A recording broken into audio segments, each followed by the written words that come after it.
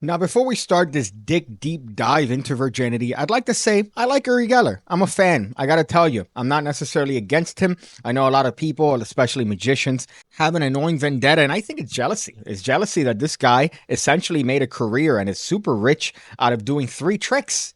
Three tricks is all it took for this man to make a name out of himself and to make what is a very long lasting and very rewarding career. So I think it's jealousy, to be honest. Now, this video in particular was made to get him, essentially as a gotcha and an expose for him. Uri Geller ostensibly didn't know that he was being recorded, and throughout the video, you see that he determines that he's actually in some sort of weird situation where he feels like something's off, and he ends up being correct because this was recorded for a television program. The gold from this particular tape comes from his techniques for how he manages to ascertain certain information from the participant, and it's great because he does a design duplication.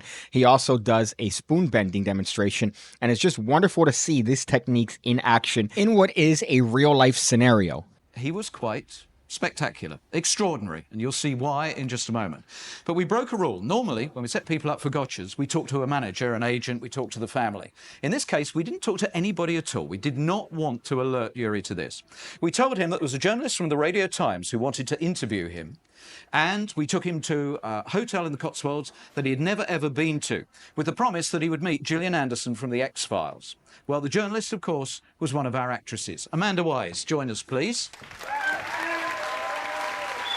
Oh, yeah. Now, this is, in the true sense of the word, extraordinary. Yeah, completely extraordinary. But I must tell you that I totally believed, and I had my staff photographers and my writers. Uri, be quiet. Okay. He never stops talking. It was nothing like any other gotcha that we'd done before, and I've done dozens over the years. So I left that part intentionally because I wanted to provide a little bit of context as to what was taking place. In this case, this was a gotcha. This was an intent to get Uri Geller in action. And Uri Geller manages to figure out throughout the performance and throughout the meeting that he had with that actress that something was off. And he was ultimately right in that they had hidden cameras all around. However, as I mentioned before, the gold of this is seeing Uri Geller performing live in an impromptu situation and doing things that he would otherwise do to somebody to show his skills or show his psychic abilities. Tell me, what do you call yourself? Your magician? What I do is no. What would be the Well, I'll word? tell you, Newsweek just had a big article about me, and they called me a paranormalist. Paranormalist. Yeah. No, what I do is real. It's not magic, and it's not I know. I trick. don't interest You will see how it is. Yeah. I mean, Show you. I've never seen anything. I'm dying to see something. All right, go on. I'm waiting for you to do something. Sure, no, That is, I'll show you. Do you have a pen on you and a pad? Look, but don't, it might not work also. I'll try. Sorry. I want you to draw here something that is very, very simple. Anything that you want. Now, when you finish your drawing, photograph it with your mind, then turn your pad upside down, put your hand on it, then I'll turn back to you. I'll open my eyes, and I want you to stare into my face and think of the drawing. When I say think of the drawing, visualize it in your mind. I'm not looking. Go ahead and draw something, but keep it very simple. Tell me when you finished. So much subtlety and so many things have already happened, even though this seems like a very simple demonstration. Now, the technique that he's using is something that I teach on the PigCake Magic Academy on the mentalism side of things, which is, by the way, the home of over 1,500 videos going over cards of coin stuff, everything you need to become the best magician you could possibly be, all for the low price of a single White Claw month. Now, on the mentalism side, that is a little bit more costly. It's 2 White Claws a month, so $10 a month, but you get access to those videos. And on top of that, I'm always uploading new content. So why not? Why not? But the technique that he's using here is called the gypsy peek, which is a wonderful technique taken from the psychic world where you apparently cover your eyes and look away. Now, really what you're doing is that you're peeking at the information on a table. This could be somebody writing a name. This could be somebody writing a date, something that's important to them, or in this case, a drawing. And the gypsy peek is just you covering one eye with, in this case, your right hand, and then your other eye, in this case, your left eye, would be closed. However, underneath your right hand, your eye is completely open. So Uri Geller does a variation of this particular peek where he covers both eyes and he's just seeing through his fingers. But the subtlety here is amazing because he's telling her that he's going to turn away completely, which he does. And only when she starts drawing does he turn back and he starts peeking through, in this case, his fingers. But he's also extraordinarily clear with her as to what's about to take place, which is a great thing to learn from because you want that clarity. You want to make sure that whatever it is you're doing is as clear as possible. And he tells her that he wants her to turn it face down, put her hand, and he's really emphasizing that he doesn't want to see what she's drawing. But at the end of the day, it's one person, and you could really manage that person very well, especially with his body language and the way he turns his body and only repositions slightly back, only enough to get the peak necessary to actually look at what she's drawing at. He doesn't exaggerate the movement, and you're going to see in a moment how it flies right by her when he actually has her start drawing that thing. Right now, he's giving her the instruction to put it face down, and then he's giving her a clear direction as to what he wants her to think. Because remember, the process is not the effect. The process of her drawing it and him looking away, that's not the effect. The process is just the process, is just the mechanisms necessary to do the trick. The effect is what he's telling her in that he wants her to imagine the drawing as a photograph in her mind. And he's having her write it down and draw it down on the table so that she could have a clearer image. That is what the effect is. He's going to try to pick up that information from her mind. Now, right here is where you see the peak at work. He makes this grandiose movement, this exaggerated action, turning his entire body. And then when he sees that she's going to start drawing, or when he feels like he's going to start drawing, that's when he slightly turns his head back and looks in her direction. Now, he has a very clear peek as to what she's drawing, and he also doesn't need to peek for long. He only needs to peek enough to get sufficient information as to what she's doing, and then he could turn all the way back so it looks like he was that way the entire time. These little touches are brilliant and only comes from a guy who's mastered his craft. And Uri Geller, for all you hate him, he's someone that has mastered his craft and I think is second to none in the world of mentalism, at least in terms of appearance, of keeping the facade of saying that he's been legit all this time. I'm a terrible drawer. Does that matter? Did you finish? Yeah. Can I? Now turn it over. Turn it over. On my hand. Can I turn back now? Yeah. Is your hand on? Yeah. Okay. No. Just give me the pen. No. And there you notice that as soon as he got the information, he starts turning completely away so that when she brings back the attention to him, he's completely turned the other way. There's no way that he could have gotten any peek that way, but of course he did in the way beginning when she started. You did draw something. You didn't leave it blank. No. Okay, now project the drawing into my mind. Don't close your eyes, or you see, I close my eyes. Now I have to sort of, what I do is I visualize a TV screen in my mind. And into this screen, I have to see your drawing.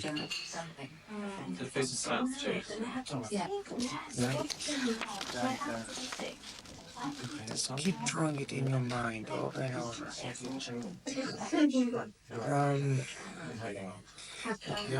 I got something. Now, I'm not 100% sure that I'm correct, but if I'm wrong, then it's close to because I really got the image very, very strongly. Is it something like a little house? Oh, I can't believe it. Am I right? May I see it? I can't believe it. Yeah, exactly. I didn't get this. You didn't.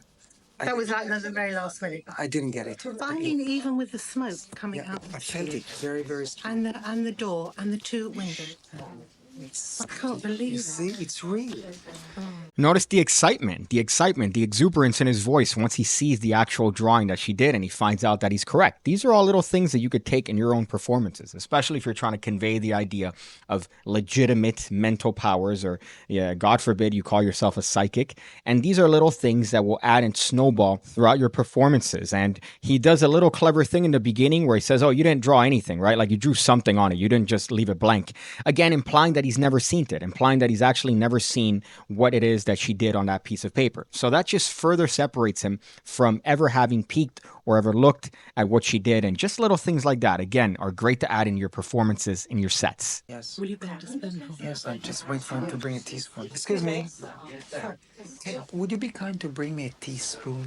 A teaspoon? Yes. Oh, yes, sir. Certainly, sir. Do you mind if they watch it too? No, I'm sure they did allow it. You see, I stroke the spoon gently. You can watch if you want to. Is she still having a spoon? Look, you see, it's beginning. Oh my God!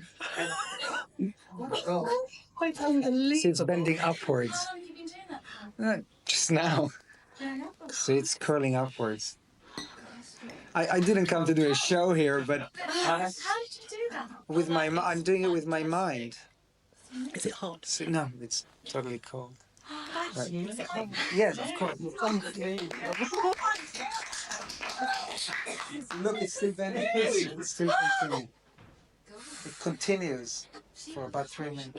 Spoon bending is an art form in and of itself, and as you can see, Uri Geller's mastered it. For a room full of people, he's managed to bend a spoon surreptitiously, and he still managed to impress them. Now, they are actors, I'll give you that. I'm sure they hammed it up just for the performance, but it's something that is one of those difficult things because you really have to have your misdirection mastered. You really have to have their direction of attention completely dominated in order to correctly bend spoons or forks. As far as the technique, you don't have to bend a spoon a lot. As you can see, the spoon is barely bent, but he's giving the illusion that it's still bending further and further.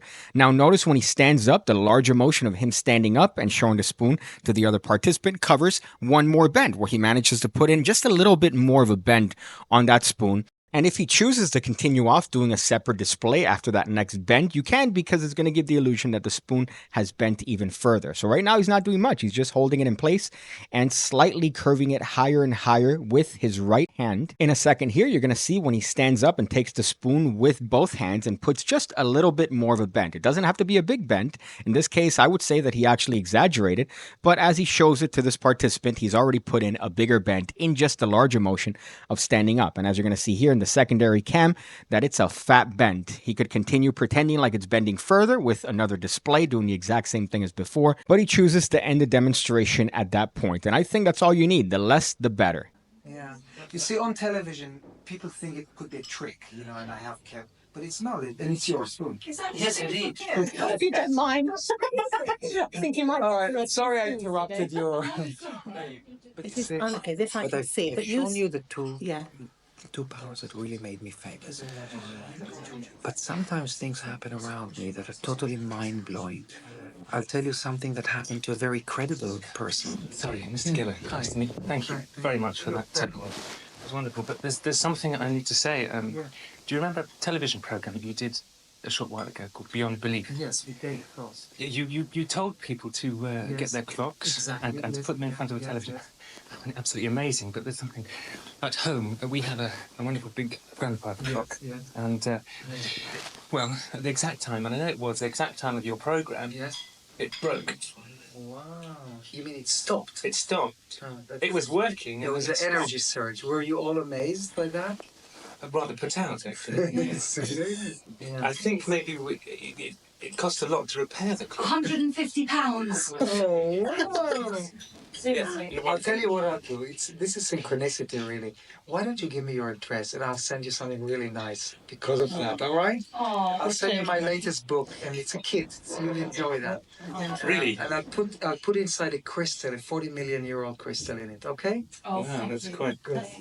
I think so. Another effect that got Uri Geller famous is a macro effect. In this case, an effect that could apply to a lot of people because of the generality of what he's saying. In this case, he has the person come up to him and tell him that they broke the clock or whatnot. And Uri Geller on TV, he'll say, oh, just hold your watches that don't work, or hold a spoon in your hand, or hold a fork or something in your hand, and he's going to try to project his energy to try to do something to it. He's never specific as to what's going to happen. However, oftentimes, especially with automatic watches, if you don't have it there for long, you could hold it in your hand and you're holding it tight. You could actually get the mechanism to start moving, especially if it's maybe an older watch and you're not necessarily sure if it works or if it was broken. And now you have this memory where, oh shit, the watch started working after all this time. It could have been working the entire time, but you didn't know that. Same thing with a bend in a fork that you never noticed. Nobody's ever looking at their spoons and forks and wondering if there's a fucking bend in it. So it's very easy for Uri Geller to make these claims on television and say, oh, hold these things in your hand and you're going to see that it's going to start bending in your hands.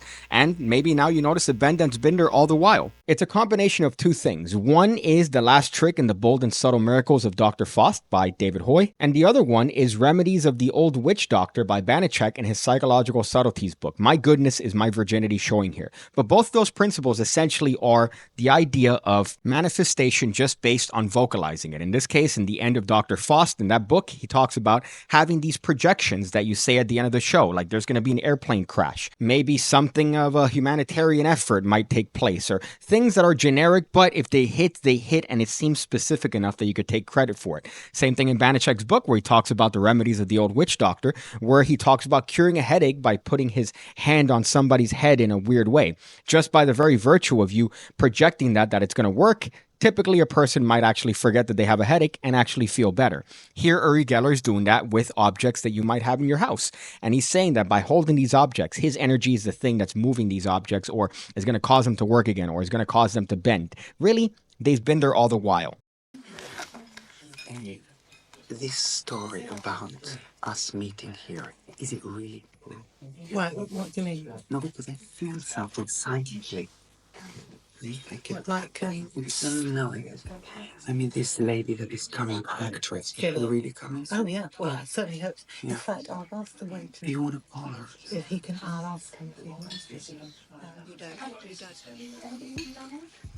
And tell me, when you do write for the Radio Times, why did they choose you exactly to do this story? I think possibly just a man got back to me, and she knows that I'm interested in this. Maybe because I'm good. And why did you choose this hotel exactly? Because Gillian is staying nearby. Here. She's got friends here, apparently, nearby.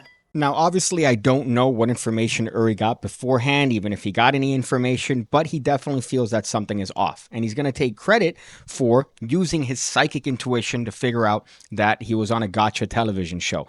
This is another great thing to learn because he's taking credit for something that he could have otherwise been incorrect about. And he's going to take it as a hit. So take your hits. If you get something that happens as a complete coincidence, or even if you have, for example, pre-existing information, which is one of the most powerful techniques you could possibly have, what's known as hot reading, where you come into a room and you already have pre-existing information about a person, whether that's a birthday, whether that's even their license plate number, or maybe their PIN code. You happen to have peeked at it before you started.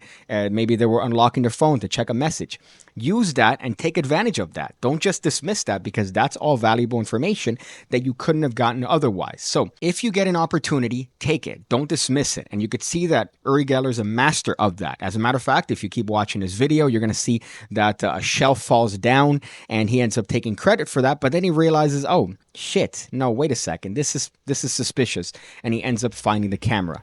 One of my favorite bits of advice is something that I got from local resident tall bully Peter Turner, that he told me that if you ever want to learn some real mentalism, watch the people that pretend to do it for real. Watch people like psychics that you see on television and what they get away with. And those techniques are going to be the ones that you should implement in your own work because they work on people. Those are techniques that people think are genuinely real. And in this case, you could get a lot of that from watching this performance and watching Uri Geller in general. I feel like the virginity has gone on too long in this particular video, so I have to end it in a traditional PigCake way by saying to suck on my nuts. I see you again, when I see you again, when I see you again, when I see you again, when I see you again, when I see you again, when I see you again, when I see